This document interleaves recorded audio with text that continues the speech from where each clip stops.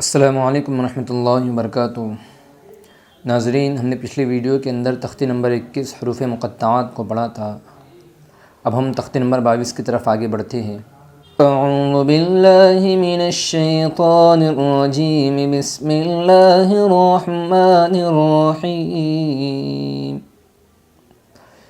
تختی نمبر 22، میم ساکن کے قاعدے۔ ناظرین، ہم نے ابھی تک تنوین اور نون ساکن کے قاعدے پڑھے ہیں۔ اب ہم میم ساکن کے قاعدوں پر آتے ہیں۔ نمبر 1، ادغام شفوی۔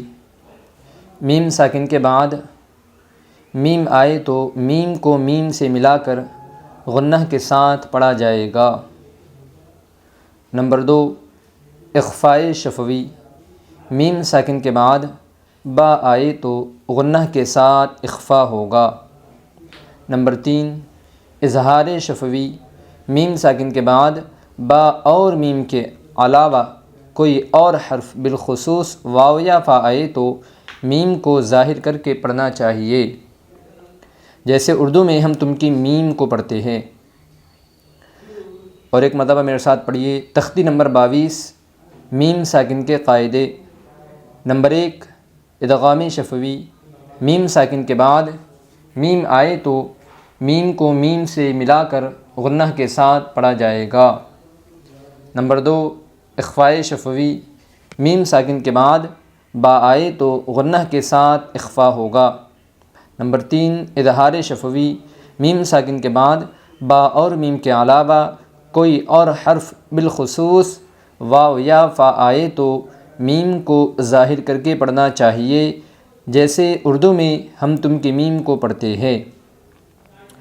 دوستو، مجھے امید ہے کہ آپ لوگوں کو تختی سمجھ میں آ گئی ہوگی، لیکن میں آپ کو ایک جو ادغام شفوی، اخفاء شفوی اور اظہار شفوی جو ایک قاعدہ ہے، یہ ایک تختی میں 3 قاعدے ہیں۔ ان تینوں قاعدوں کو ہم آپ کو مثال کے ساتھ ایک قاعدہ سمجھائیں گے۔ تو دوستو، ہم نے پہلے ادغام شفوی پڑھا تھا۔ تو ادغام شفوی کب ہوگا؟ جب میم ساکن کے بعد میم آئے تو میم کو میم سے ملا کر غنہ کے ساتھ پڑھے گی۔ میم ساکن کے بعد میم آئے تو ادغام شفوی ہوگا۔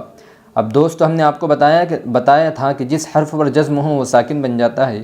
اسی طرح میم پر اگر جزم ہے تو میم ساکن ہو گیا۔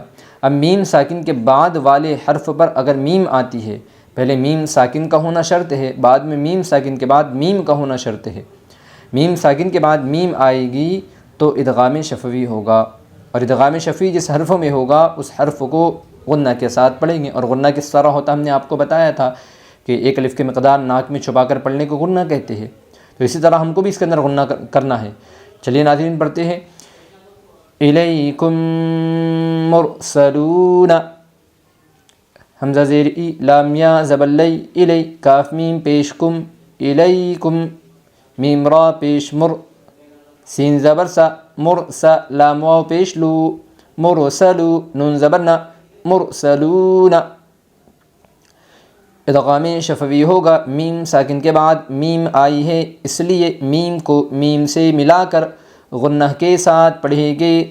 الیکم مرسلون، لہم ما یشاؤون، لام زبر لا، ہا میم پیش ہم، لہم، میم الف زبر ما، یا زبر یا، شین الف زبر شا، یشا، حمزہ واو پیش او، یشاء، یشاء، نون زبر نا، یشاؤون۔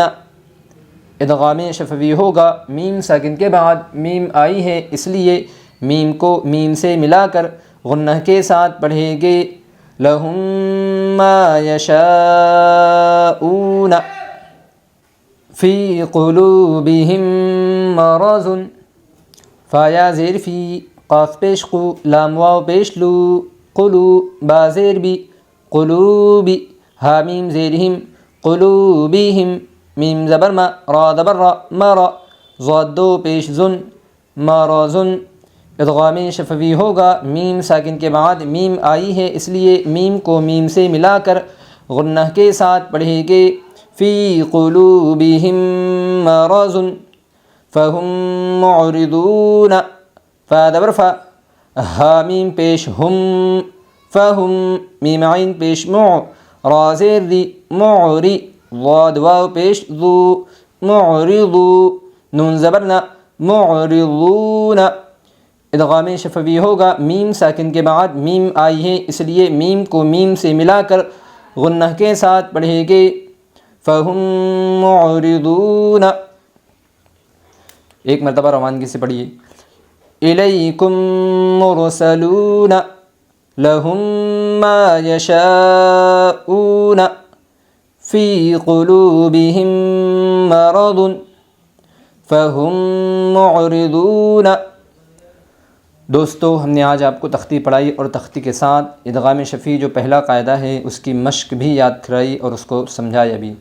آپ لوگ جو ہے تو ادغام شفیع کے قاعدے کو سمجھیے اور سبق کو اچھے سے یاد کیجیے۔